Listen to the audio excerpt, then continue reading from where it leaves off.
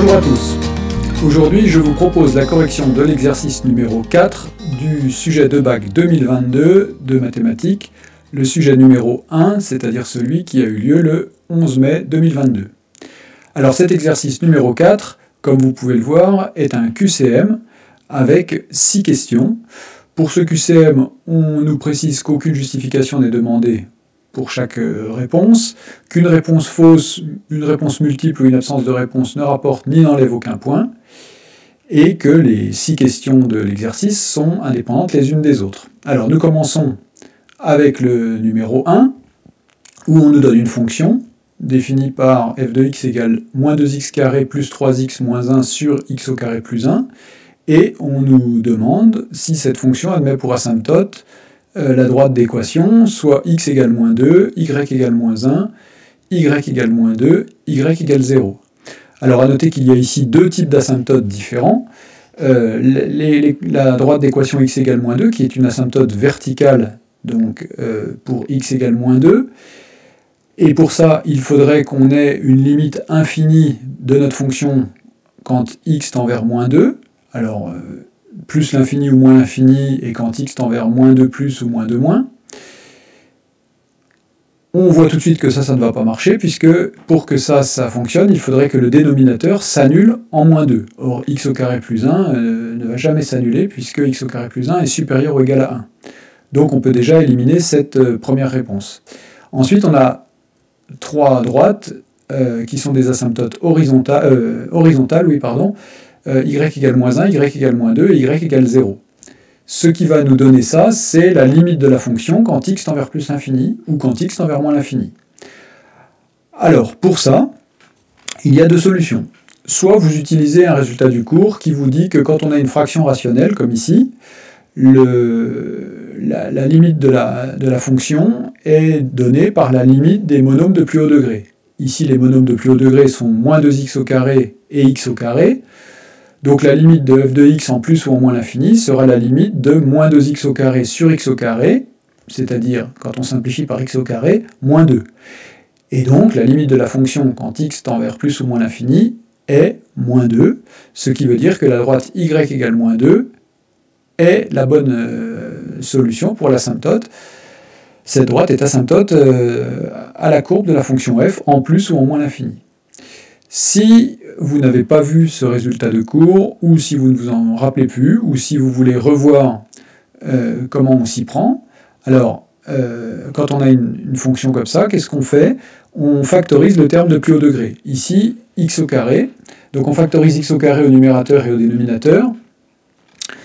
On obtient donc au numérateur x au carré facteur de moins 2 plus 3 sur x moins 1 sur x au carré, et au dénominateur x au carré facteur de 1 plus 1 sur x au carré. Les x au carré qui sont en facteur au numérateur et au dénominateur se simplifient, et il nous reste deux expressions pour lesquelles il est facile de calculer la limite, par exemple, en plus l'infini. Alors la limite du numérateur, c'est moins 2, puisque 3 sur x et moins 1 sur x au carré vont tendre vers 0 tous les deux. Du coup, le numérateur tend vers moins 2, et le dénominateur tend vers 1, puisque 1 sur x au carré tend vers 0, et donc la limite de 1 plus 1 sur x au carré sera 1. Il nous reste à faire le quotient des deux limites, moins 2 sur 1, il n'y a pas de problème, c'est pas une forme indéterminée, et donc la limite c'est moins 2 divisé par 1, c'est-à-dire moins 2. On retrouve le résultat de tout à l'heure. Du fait que la limite en plus ou en moins l'infini, alors là je l'ai fait en plus l'infini, mais on ferait exactement la même chose en moins l'infini, de notre fonction est moins 2, ça nous dit que la droite d'équation y égale moins 2 est bien asymptote à notre courbe. Et donc, réponse C. Alors, précision, je vous détaille ici tous les calculs pour vous expliquer la bonne réponse. Il ne s'agit pas d'écrire ça sur votre copie.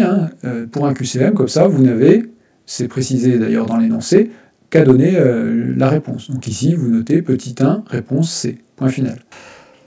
Alors, question numéro 2. J'ai décalé ma caméra qui me masquait l'écran, je ne voyais plus ce que j'avais écrit. Alors, donc pour la question numéro 2, on nous donne une fonction f définie par f de x égale x exponentielle de x au carré, et on nous demande quelle est la primitive de f sur R qui vérifie grand F de 0 égale 1. Alors pour ça, il faut qu'on calcule déjà l'ensemble des primitives de la fonction x exponentielle de x au carré.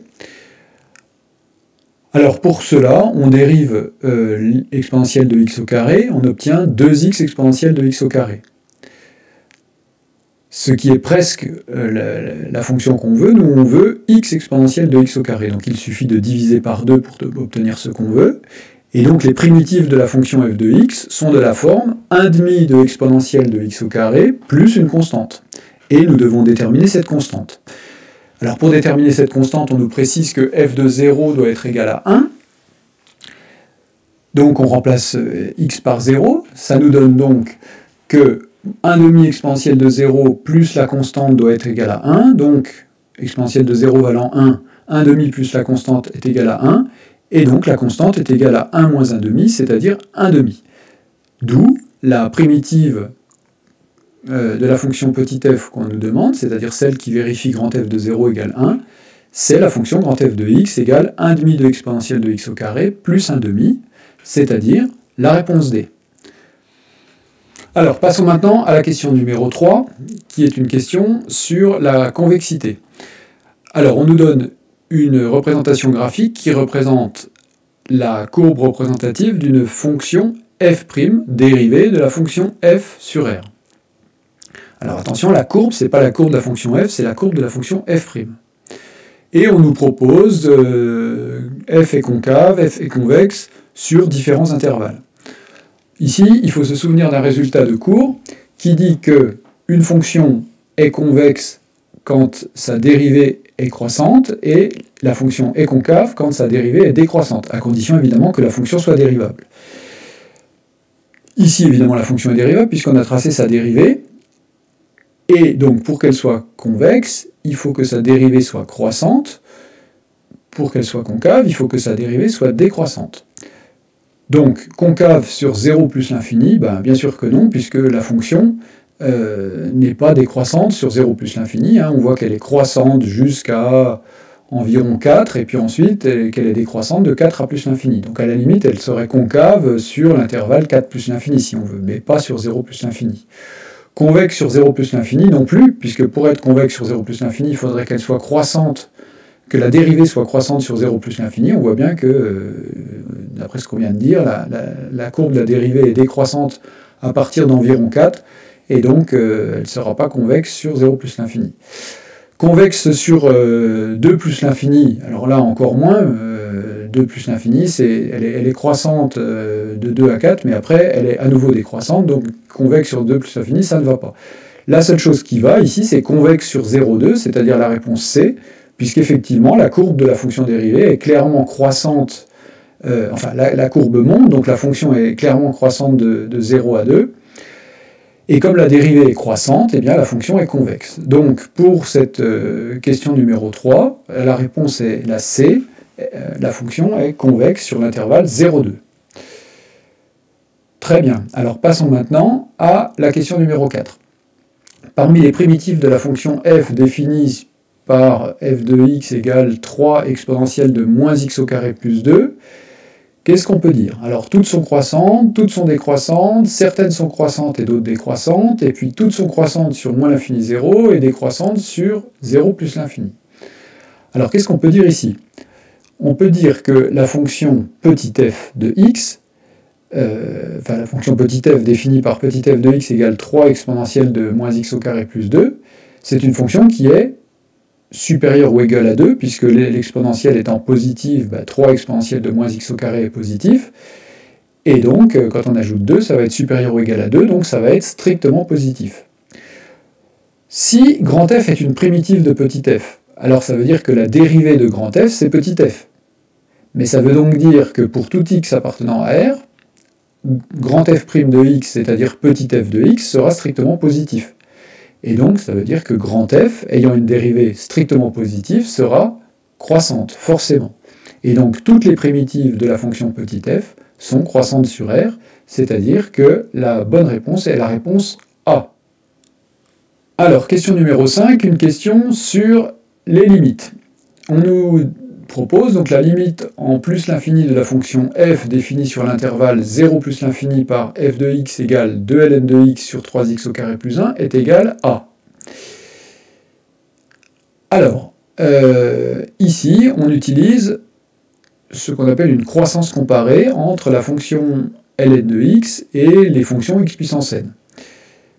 Donc, propriété de cours que je vous rappelle ici, pour tout n appartenant à n étoiles, la limite quand x tend vers plus l'infini de ln de x sur x puissance n est égale à 0. On dit simplement que les fonctions puissance, x puissance n, l'emportent sur ln de x en plus l'infini.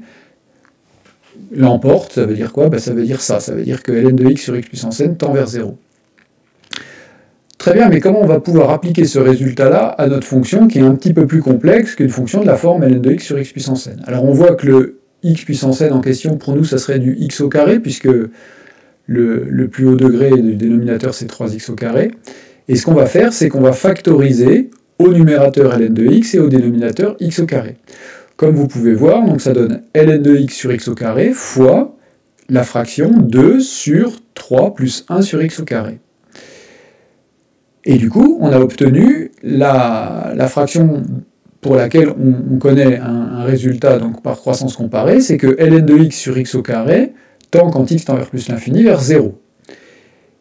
Et puis, que donne l'autre partie? Alors 2 sur 3 plus 1 sur x au carré tend vers 2 tiers, puisque 1 sur x au carré tendant vers 0, 3 plus 1 sur x au carré tend vers 3, et donc la fraction tend vers 2 tiers. Ce qui veut dire que la limite de f de x, c'est le produit 0 fois 2 tiers, donc c'est 0.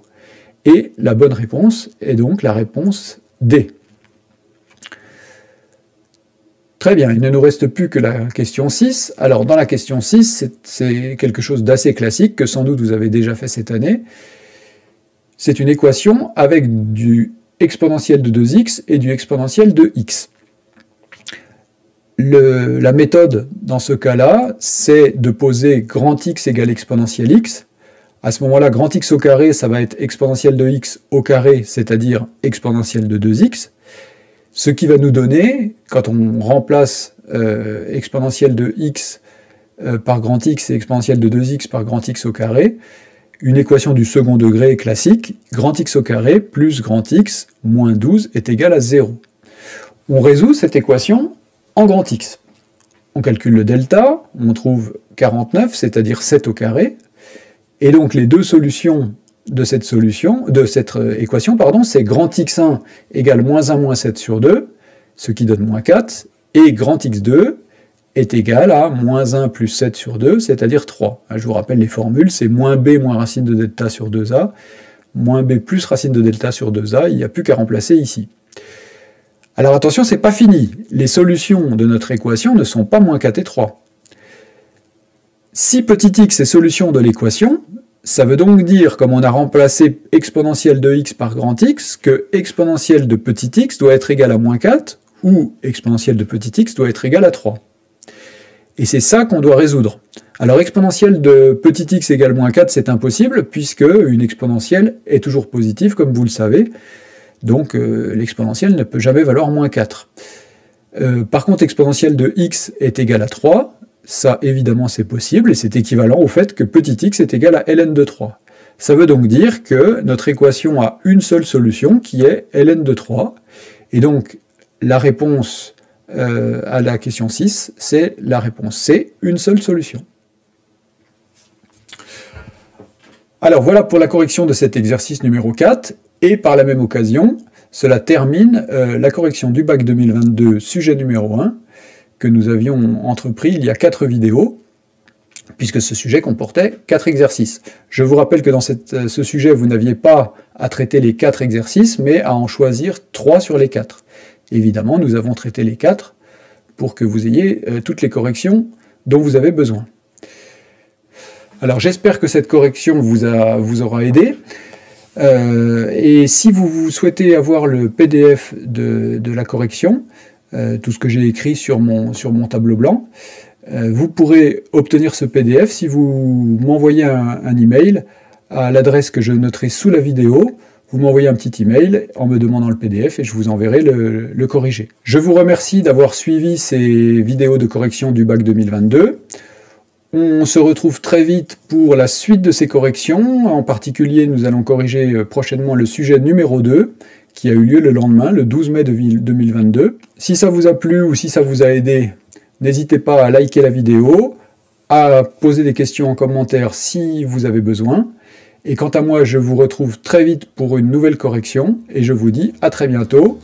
Portez-vous bien. Salut à tous.